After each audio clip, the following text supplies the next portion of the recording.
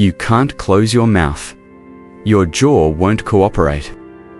The left side of your face is swollen heavy, hot, throbbing. Your skin feels stretched tight, like something is pushing outward from the inside. Every heartbeat detonates in your jaw, a raw, living pain. Pulsing animal. You try to swallow. You can't. Saliva drips down your chin.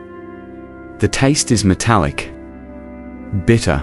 There's a strange smell in the air, sweet and rotten at the same time.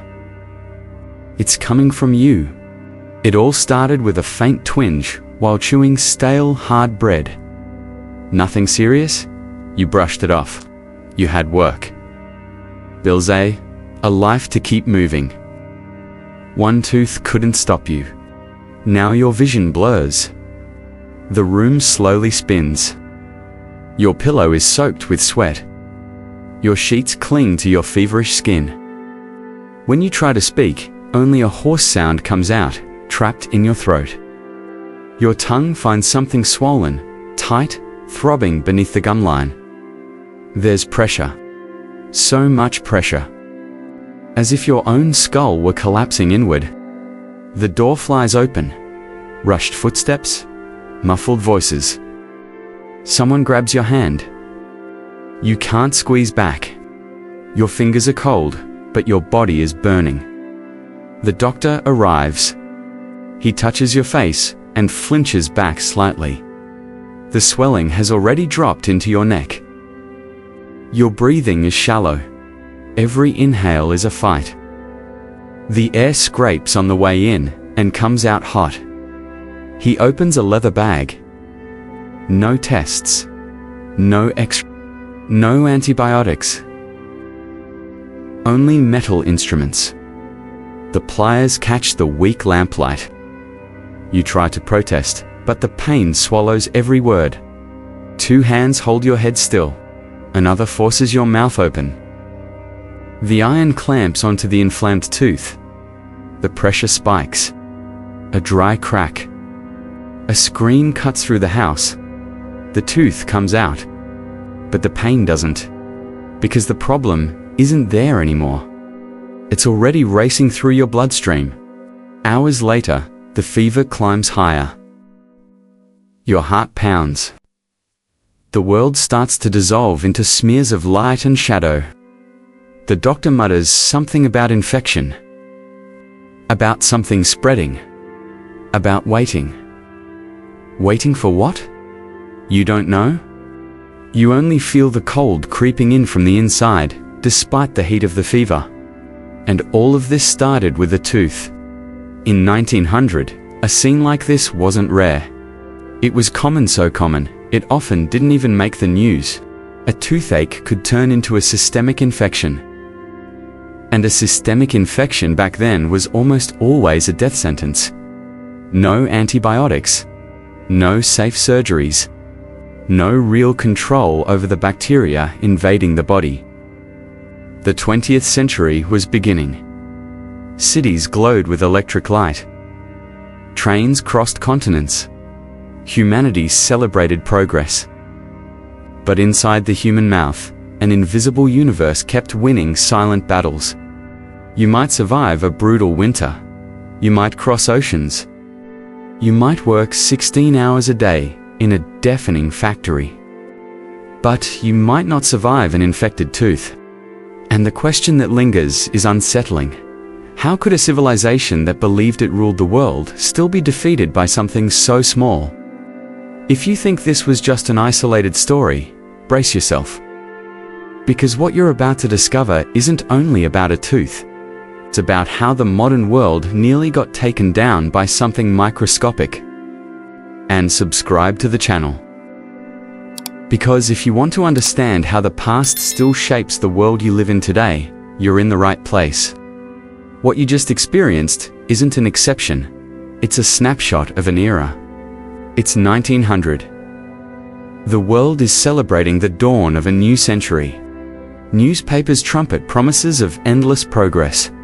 Cities are booming at a breakneck pace. Electricity is starting to replace fire. Medicine is advancing. Science is becoming organized. Humanity believes it's finally taking control of its own story. But there's one detail that slips past the headlines. A microscopic detail. In 1900, a dental infection could kill. And it did. Not like a massive epidemic that shuts down ports and empties capital cities, but like an intimate enemy silent, nestled inside your own body. A neglected cavity could turn into an abscess. The abscess could rupture into the bloodstream. And once the bacteria reached the blood, septicemia began, a full-body infection. And septicemia back then was almost always irreversible. The fever climbed. The pulse raced. Confusion took over. Organs began to fail. In just a few days, a healthy person could be dead. That's not an exaggeration. It's not an urban legend. It was documented medical reality. Hospital records from the late 19th century and early 20th century show recurring cases of people dying from our tough-controlled dental infections. The remarkable part isn't that it happened. The remarkable part is that it happened in the middle of the age of progress. What we're looking at is a quiet breaking point in modern civilization. The brutal contrast between technological advancement and biological vulnerability. Humanity was learning to fly, but it could still die because of a molar. And what's most unsettling, almost no one recognized it as a structural problem. It was treated as bad luck, as personal weakness, as fate, but wasn't. It was the consequence of a world transforming at high speed, a world that created the perfect conditions for the invisible to thrive. And to understand how this became possible, we have to shatter a comforting idea about that era. Because 1900 wasn't a decadent time. It was, in fact, one of the most confident periods in human history. And that's exactly where the tragedy starts to become even more disturbing. It's tempting to imagine that the year 1900 was a rough, backward time, almost medieval. But that image is far too comforting. The truth is more unsettling. The world of 1900 saw itself as modern, advanced, nearly invincible. Major capitals pulsed with a kind of energy never seen before. Factories produced at unprecedented scale. The middle class was growing. Consumption was rising. Newspapers circulated widely. The telephone shrank distances. The automobile was beginning to appear in the streets. There was a palpable sense that the future had finally arrived. People dressed elegantly. They gathered in brightly lit cafes. They talked about science, politics, progress. Medicine was no longer pure superstition. The germ theory, advanced by scientists like Louis Pasteur and Robert Koch, was starting to gain acceptance. Hospitals were reorganizing. Anesthesia existed. Surgery was evolving. It felt like humanity had left the darkness behind. And yet, inside the mouths of millions of people, danger remained almost unchanged. Sugar, once an aristocratic luxury, had become commonplace. Industrial sweets, candies, biscuits, and syrups sweetened everyday urban life. Consumption grew faster than knowledge of oral hygiene. Toothbrushes existed, but they were crude. The bristles could injure the gums. Toothpastes were abrasive, often made with charcoal powder or harsh substances. Fluoride still wasn't widely used. The idea of prevention was fragile. Going to the dentist was synonymous with pain. There was no culture of routine care. People sought help only when the suffering became unbearable, and by then, it was often too late. The contrast is brutal. A society capable of building steel bridges over massive rivers could still be defeated by invisible bacteria living between teeth and gums. Collective confidence masked individual vulnerability. And that leads us to something even deeper. The very success of that civilization helped create the ideal conditions for a silent disaster. To understand that, we need to widen the lens. Not just look at a patient in pain, but at the entire system surrounding them. The year is 1900. Cities are growing upward and outward. Thousands of people crowd into dense neighborhoods, sharing tight spaces. Urbanization accelerates. International trade links continents. Steamships cross oceans carrying sugar from the Caribbean, coffee from Brazil, wheat from North America. Food moves like never before. Ideas move like never before. And so do microorganisms. The streets are bustling, but sanitation infrastructure is still uneven. Some areas have modern sewer systems. Others live with piled-up garbage and contaminated water. Hospitals exist, but they aren't fully safe environments. Instruments are reused. Sterilization isn't always rigorous. Scientific knowledge is advancing, but its practical application is inconsistent. Dentistry, in particular, is still taking shape as a formal profession. Many dentists learn through informal apprenticeships. Techniques vary. Standards aren't uniform. In major centers like London, New York, or Paris, relatively sophisticated clinics already exist. But in rural areas and working-class districts, care may happen in improvised rooms, with basic equipment and questionable hygiene. The mouth becomes a vulnerable point inside a system that's growing faster than it can protect itself. And there's another decisive factor: the modern diet. With the industrialization of sugar and the spread of processed foods, exposure to fermentable carbohydrates increases dramatically.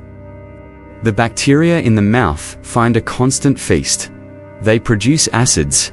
They demineralize enamel. They create cavities. Every cavity is a doorway. Every open doorway is a risk. What begins as a small, superficial defect can evolve into a deep infection. And once the infection crosses the boundary of the tooth and reaches the surrounding tissues, the body goes to war. But that war is fought without adequate weapons. No antibiotics. No advanced lab testing. No complete understanding of the microbiology involved. The very interconnectedness that symbolizes progress-intense trade. Population density, constant circulation creates the perfect environment for diseases to spread.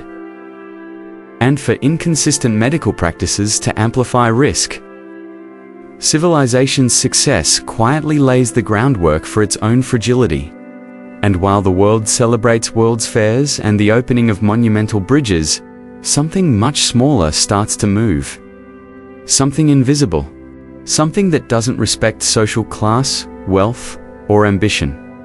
And its origin isn't in the cities. It's much earlier, much farther away. Before the pain, before the swelling. Before the doctor opens the bag, it all begins in silence. Not in the crowded streets of 1900. Not in improvised clinics. But in a microscopic universe that has existed for millions of years. Inside your mouth, the oral cavity is warm, humid, dark. A perfect environment for bacterial life.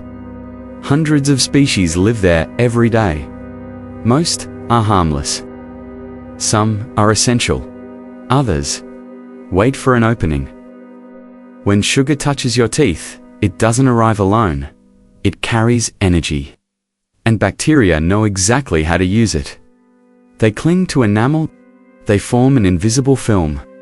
They feed, and as a byproduct, they release acid. That acid begins to slowly corrode the surface of the tooth. At first, almost imperceptibly. A cloudy spot. A faint stain. Nothing hurts yet. The erosion deepens. The protective layer weakens. A cavity forms. Bacteria find a path inward. There, in the pulp of the tooth where nerves and blood vessels run, the environment is different. More sheltered. more sensitive. When the infection reaches that point, the body reacts. Inflammation, pressure, pain, but the anatomy of a tooth is brutal. It's rigid, sealed. There's no room for internal swelling. Pressure builds, the nerve is squeezed. The pain becomes unbearable. If nothing is done or if the treatment is incomplete, the infection pushes past the root. It enters the jawbone. It forms an abscess, a pocket of pus trapped beneath tissue. The face begins to distort. And then comes the critical moment. If the body's natural barrier fails, bacteria break into the bloodstream. And once they're in the blood, they're no longer confined to the mouth. They travel. They reach the heart, the lungs, the brain.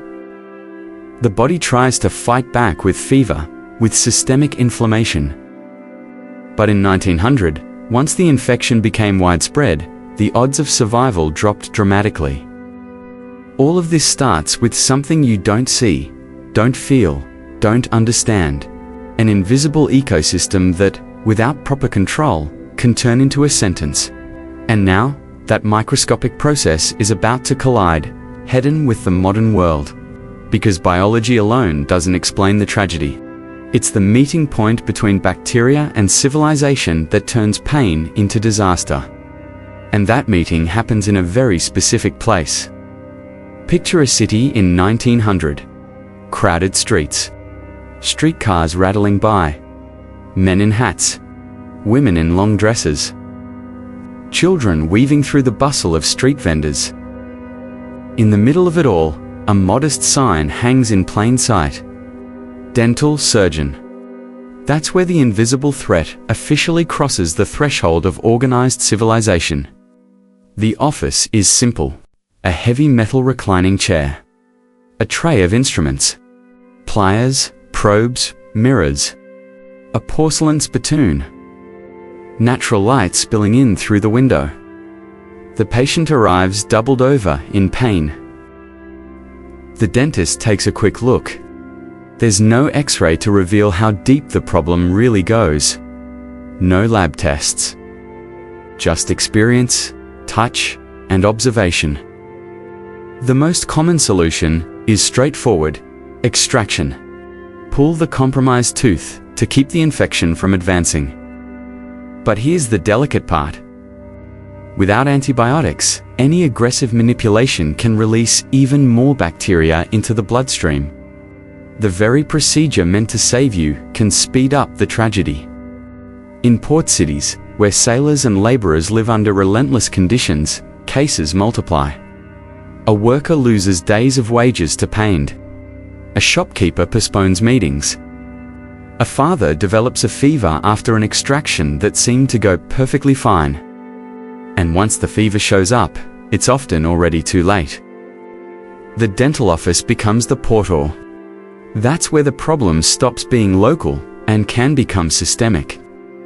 Dentistry is evolving, but it still doesn't fully grasp what's happening beyond what the eye can see.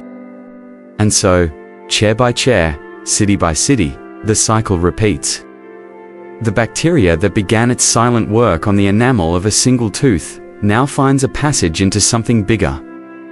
And when it does, it doesn't walk. It spreads. It isn't an explosion. There are no sirens. No screaming headlines. The spread happens quietly. In one house, a man burning with fever. On another street, a child with a swollen face. In another neighborhood, a woman who can no longer chew without crying. Isolated cases. Always isolated. But constant. In hospitals in 1900, doctors record infections that begin in the mouth and end in the blood. In stifling wards, patients slip into delirium with high fevers after difficult extractions. Some survive, many don't. There's no map tracking the spread. No charts. No organized statistics like we have today. Only repetition, city after city. London, New York, Paris, Rio de Janeiro, Buenos Aires, Berlin, Modernity protects no one. Urban density makes everything easier. People live close together. They share utensils. They share cups. They share enclosed spaces. Hygiene is inconsistent. Education about oral health is limited. But the main driver isn't person-to-person contagion. It's the pattern. Millions consume sugar every day. Millions have no access to proper preventive care. Millions seek help only when the pain is already unbearable. And once the infection moves beyond the tooth, the escalation is fast. First, localized swelling. Then, a stiffening neck. Trouble swallowing. Trouble breathing. In severe cases, the infection invades the deep spaces of the neck, a condition we now know as Ludwig's angina. It can block the airway. In 1900, that often meant a slow suffocation. Other cases progress to bacterial endocarditis. The bacteria reach the heart. The person weakens little by little until they collapse. What starts as a toothache becomes systemic failure. And the most agonizing part is the helplessness. Doctors know something is wrong. They know there's an infection. They know the body is being invaded. But they don't have the essential tool to stop the process. Antibiotics. Fever becomes a sentence. In working-class neighborhoods, workers vanish from factory floors. In poor families, losing a breadwinner can mean hunger. The disease isn't only biological. It's economic, social, and even in the upper classes, the fear is real. Because money doesn't stop bacteria, the escalation isn't dramatic like a war. It's worse. It's everyday. It's repetitive. It's the normalization of vulnerability. And when a society starts living with preventable deaths as if they were inevitable, something deep begins to break. But before the full rupture comes the attempt to explain it.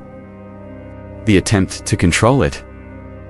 The attempt of feign misguided to fight the invisible enemy. Faced with pain, human beings need meaning. And in 1900, science had already advanced, but it was still in the middle of a delicate transition between tradition and modernity. Some physicians embraced germ theory. They understood that microorganisms cause disease. Others still leaned on older explanations: bodily imbalances, a weak constitution, hereditary predisposition. In dentistry, more radical currents began to emerge, so-called focal infection theory started gaining momentum in the early decades of the 20th century. The idea was simple and terrifying. Any infectious focus in the mouth could be responsible for diseases elsewhere in the body. Arthritis? Pull the teeth. Heart problems? Pull the teeth. Mental disorders? Pull the teeth. The mouth came to be seen as a dangerous reservoir, and the solution was often extreme. Patients had multiple teeth removed as a precaution. Some lost them all. The belief was that eliminating potential sources of infection was the only way to prevent larger tragedies. Mutilation became a strategy. Without antibiotics, steel was the only weapon available. But extraction wasn't a simple procedure in that context. Sterilization still wasn't standardized. Instruments could carry bacteria from one patient to another. Hemorrhages happened. Complications followed. Instead of fixing the problem, some interventions made it worse. On top of that, charlatans flourished. Elixirs promised to purify the blood. Miracle powders claimed they could cure pain instantly. Advertisements preyed on fear. Save your life before it's too late. Desperation created a market. And it also created guilt. Many people came to believe illness was the result of moral failure, that pain was punishment for negligence, that bodily weakness reflected weakness of character.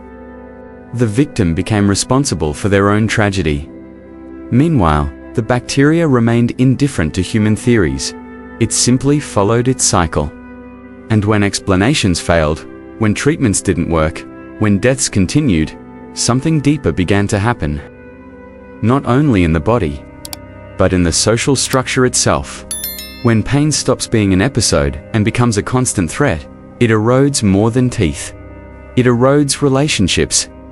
In 1900, a severe infection didn't just mean a risk of death, it meant isolation. A swollen, distorted face, often giving off the strong stench of necrosis, pushed people away. Fear of contagion, even when poorly understood, made neighbors hesitate. Medical accounts from the turn of the century describe patients with extensive abscesses being kept in separate rooms of the house, almost as if they were carrying something shameful. High fever came with delirium, screams in the middle of the night, mental confusion. For the family, it was watching someone slowly disappear. Without antibiotics, treatment was limited to painful drainage, hot compresses, attempts at extraction. When nothing worked, there was only waiting.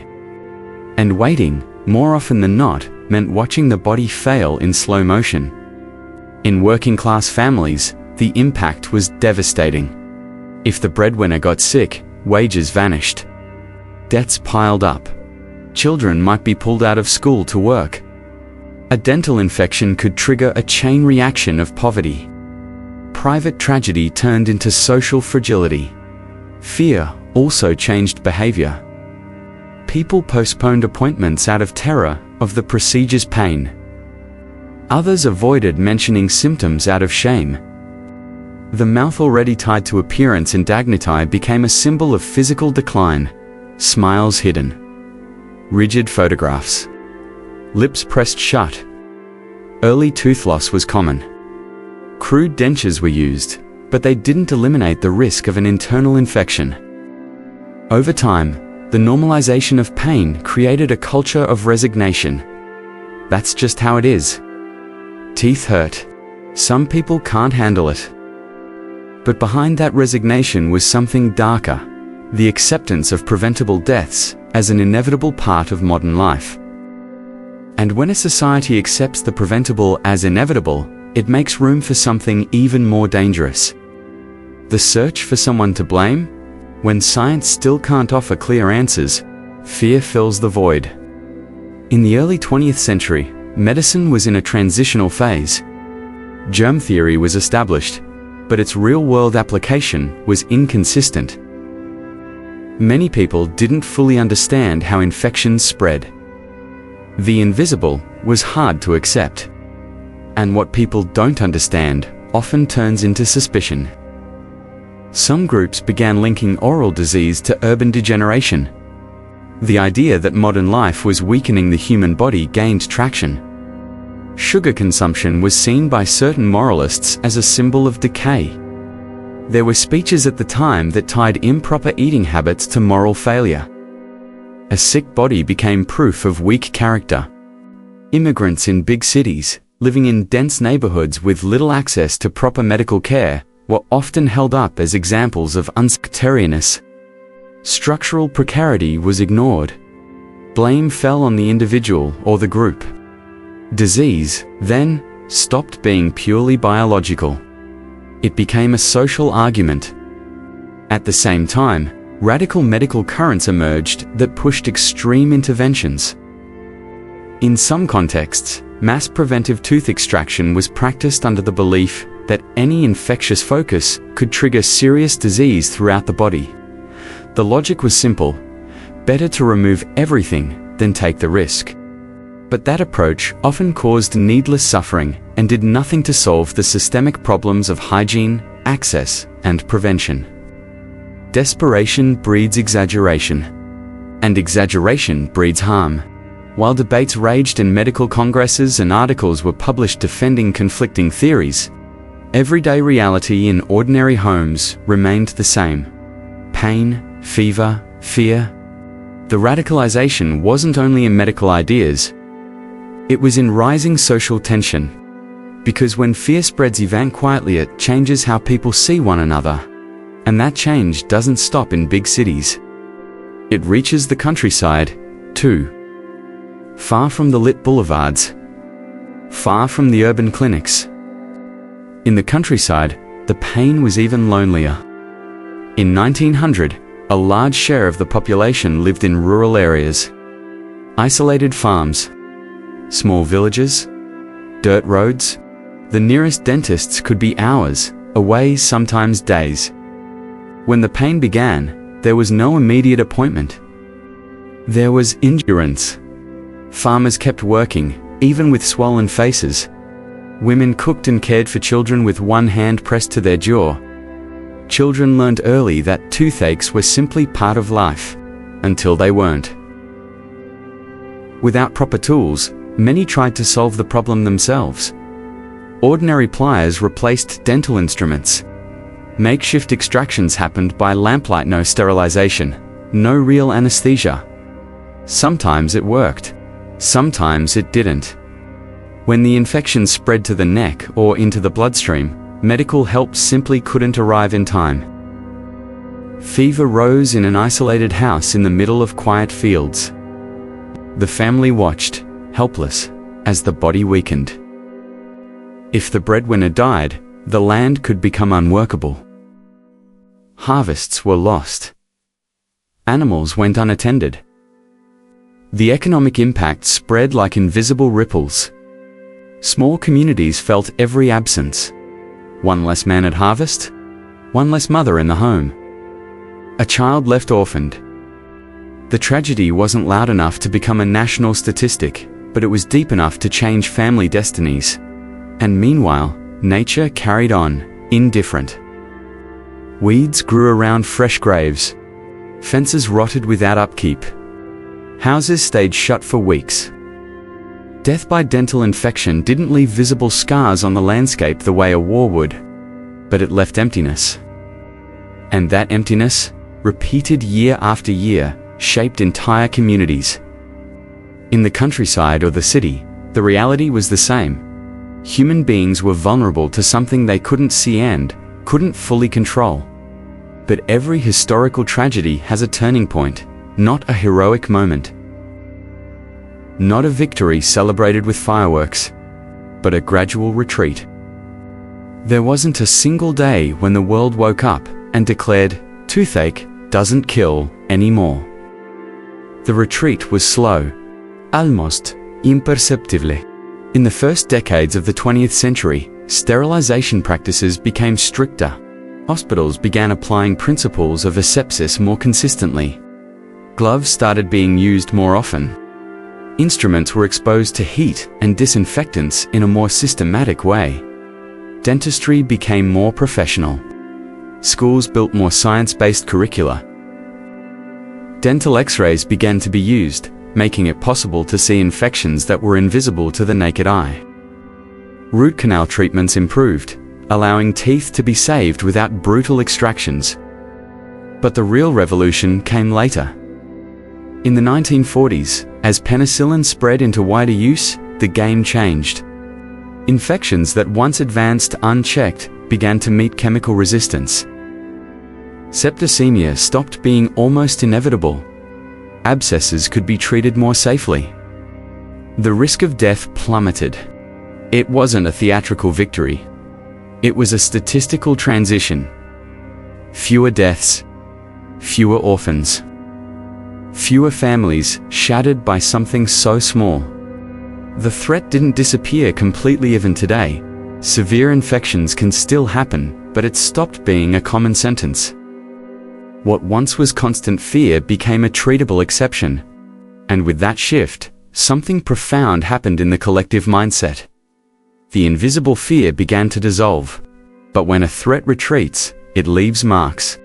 And those marks shape the world that comes next.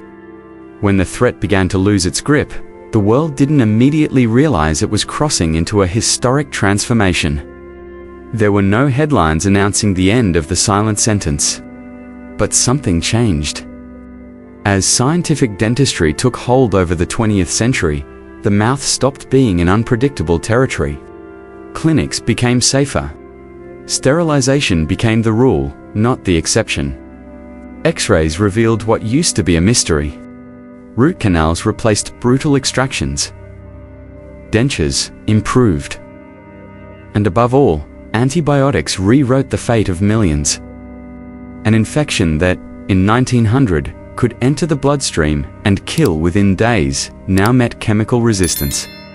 Fever stopped being an inevitable omen of death. An abscess could be drained and treated. The patient could go home. The difference was stark. The fear that once hovered over any persistent pain began to fade from collective memory.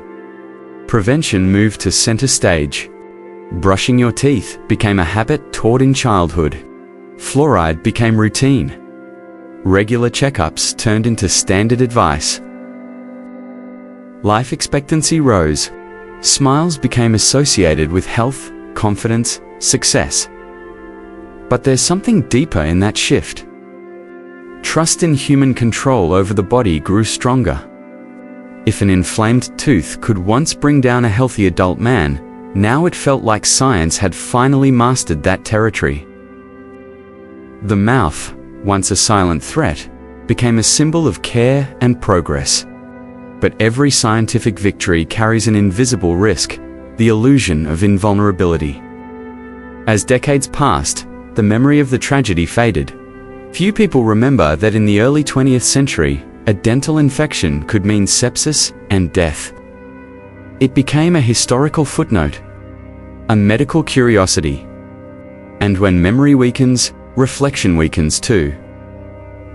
Because what happened with teeth is just one example of something larger that repeats throughout human history.